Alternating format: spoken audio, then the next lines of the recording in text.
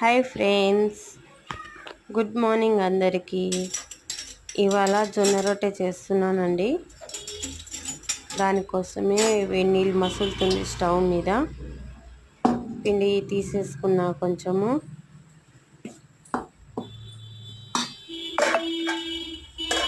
వేడి నీళ్ళు మసులుతుంది కదండి. ఇక్కడ పక్కన అయితే సొరకాయ, ఎండు రొయ్యల పొట్టు వేసి చేశానండి. కూర సూపర్ అంటే సూపర్గా కుదిరింది. ఈ కర్రీ కాంబినేషన్కే జొన్న రొట్టె చేస్తున్నానండి ఈరోజు. చాలా బాగుంటుంది. టమాటా వేసి కొంచెం ఎండి రొయ్య పొట్టు వేసేసి చేస్తున్నానండి సొరకాయలో. చాలా బాగుంటుంది. ఇది సిమ్లో ఉడికిస్తున్నాను. కొంచెం తక్కువ మంట చేసి ఉడికిస్తున్నానండి.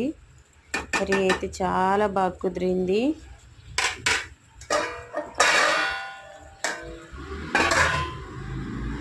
పక్కనైతే వేడి నీళ్ళు మసులుతుంది కదండి. కొంచెం పిండి తీసుకొని అందులో వేసుకోవాలి వేడి నీళ్ళలో.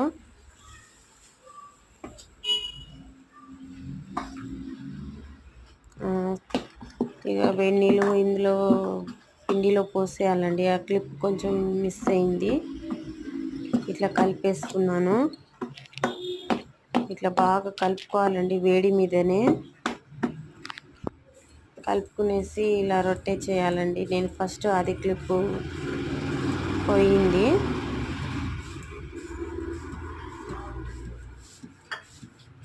మంచిగా పిండి పిసికి ఇట్లా రొట్టెలు చేసుకుంటే చాలా బాగా వస్తాయండి. మంచి కుదురుతాయి. సొరకాయ కర్రీ రొయ్య పొట్టు వేసేసా కదా, దానికి కాంబినేషన్గా చాలా బాగుంటుందండి రొట్టె. మీరు కూడా ఒకసారి ఇట్లనే ట్రై చేయండి. మీకు నచ్చిందా లేదా అనేది చిన్న కామెంట్ చేయండి.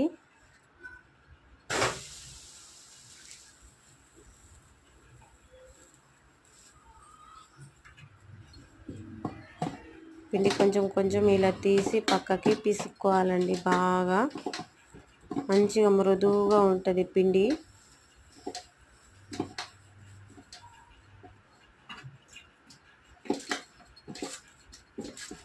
ఇలా కొంచెం మృదువుగా బాగా మంచిగా అయిపోయినాక కొంచెం కొంచెం కొంచెం కొంచెం నీళ్ళు అద్దుకుంటూ ఇలా పిసుక్కోవాలండి. నీళ్ళు ఎక్కువ పిండిలో వేసేయకూడదు, ఖాళీ వేలికి అంటుకోవాలండి నీళ్ళు. మనకు రొట్టెకి ఎంత పిండి కావాలి